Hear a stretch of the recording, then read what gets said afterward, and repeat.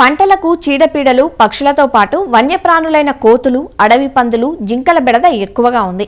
ముఖ్యంగా అడవి పందులు చాలా ప్రాంతాల్లో రైతులకు అపార నష్టాన్ని కలిగిస్తున్నాయి. ఇవి మొక్కజొన్న, జొన్న, వేరుశెనగ, రాగులు, చెరకు మొదలైన పంటలలో పలు దశలలో చొరబడి ధ్వంసం చేస్తున్నాయి. అడవి పందుల విజృంభణ వలన రైతులు పంటలను వేసుకోవడానికి కూడా భయపడుతున్నారు. వీటిని చంపడం చట్టరీత్యా నేరం. అందువలన ఈ అడవి పందుల బెడదను తగ్గించుకోవడానికి కొన్ని సంప్రదాయ, సాంకేతిక విధానాలను చేపట్టాలి.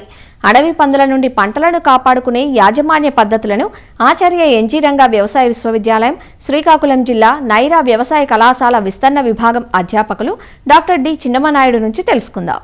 మన జిల్లాలో కానీ లేదా రాష్ట్రంలో కూడా చాలా దగ్గరలో ఈ అడవి పందుల సమస్య కూడా చాలా ఎక్కువగా కనిపిస్తుంది.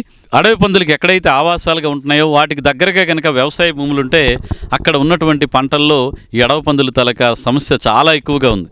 ప్రత్యేకించి ఈ వేరుశనగ పంటలో కానీ, చెరుకు పంటలో కానీ, లేకపోతే మొక్కజొన్నలో కానీ, అలాగే రాగులు అన్ని పంట పొలాల్లోకి ఎక్కువగా రావడం అనేది మనం గమనిస్తున్నాము. ఈ అడవి పందులు వచ్చేటప్పుడు ఏదైనా పంట పొలాలకి రావడం అనేది వాసనని పసిగట్టి ఆ పంటకి రావడం అనేది జరుగుతుంటుంది. కాబట్టి ఇక్కడ అడవి పందులు మన పొలాన్ని గుర్తుపట్టకుండా, అంటే వాసనని పసిగట్టకుండా ఉండే విధంగానే మనం చాలా రకాలైనటువంటి మార్గాలు రైతులు కనుక పాటిస్తే పంట నష్టాన్ని తగ్గించుకోవచ్చు. కోడి గుడ్లు తాలూకా సొన ఏదైతే ఉందో దాన్ని గిలక్కొట్టి మనం పిచికారీ చేయమని చెప్పడం జరిగింది. పిచికారీ చేసే ముందే ఆ కోడి గుడ్లను ముందు రోజే ఒక కుండలో కానీ లేదా మట్టి పాత్రలో కానీ చిలక్కొట్టి అది ఉంచితే రెండో రోజుకి ఒక రకమైన కుళ్ళిన విపరీతమైన వాసన వస్తుంది. దాన్ని మనం లీటర్ నీటికి 20 నుంచి 25 ml. దీన్ని ఏంటంటే పొలం అంతా కొట్టాల్సిన అవసరం లేదు. ఈ అడవి పందులు ఏ మార్గాల గుండా అయితే వస్తాయో ఆ గట్ల మీద కొడితే సరిపోతుంది.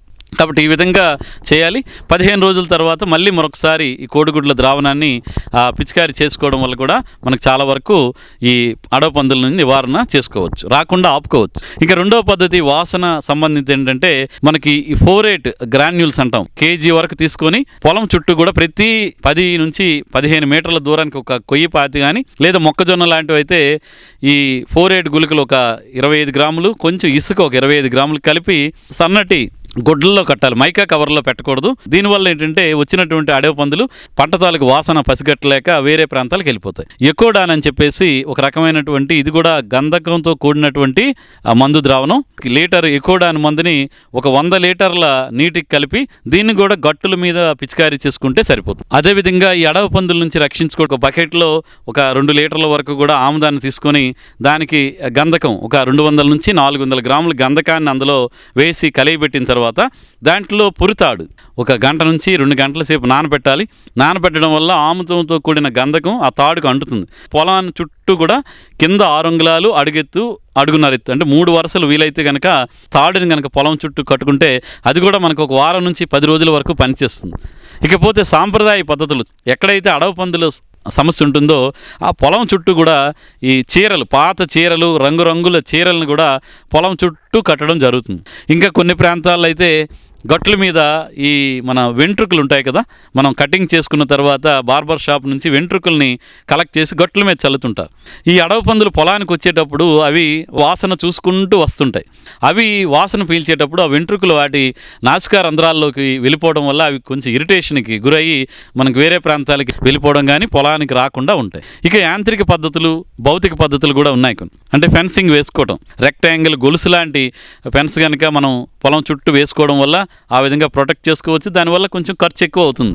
అదేవిధంగా సోలార్ ఫెన్సింగ్ కూడా ఇటీవల కాలంలో రైతు సోదరులు వేసుకోవడం జరుగుతుంది.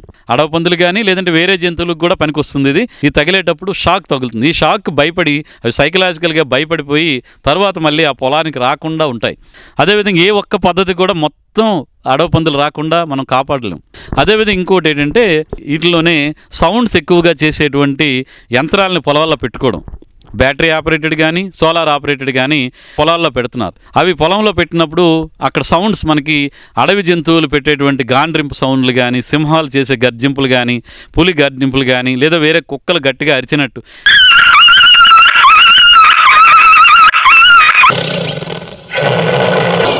ఈ శబ్దాలు విని అడవి పందులు మన పొలాలకు వచ్చినప్పుడు భయపడతాయి. శబ్దాలు చేసేటువంటి ఎకోస్టిక్స్ అంటారు ఇప్పుడు, అవి పెట్టుకుంటే అది ఒక 2-3 గంటల సేపు అరుస్తూనే ఉంటుంది. లేదంటే ఫ్రీక్వెన్సీ ప్రతి అరగంటకి గంటకు ఒకసారి 5 నిమిషాల పాటు సౌండ్లు వచ్చే విధంగా అవి సెట్ చేసుకొని మనం కనుక వాడుకుంటే ఈ విధంగా రకరకాల పద్ధతుల ద్వారా మనం అడవి పందుల నుంచి పంటను కాపాడుకోవడానికి చాలా రకాల మార్గాలు ఉన్నాయి. కాబట్టి ఇలాంటివన్నీ కూడా ఏ పద్ధతి అయినా కానీ అడవి పందులు వాసనని ఆధారంగానే ఈ పద్ధతులన్నీ కూడా తయారయ్యాయి. కాబట్టి వీటిని ఏది అవకాశం ఉంటే అది మీరు పాటించాల్సిందిగా కోరుతున్నాను.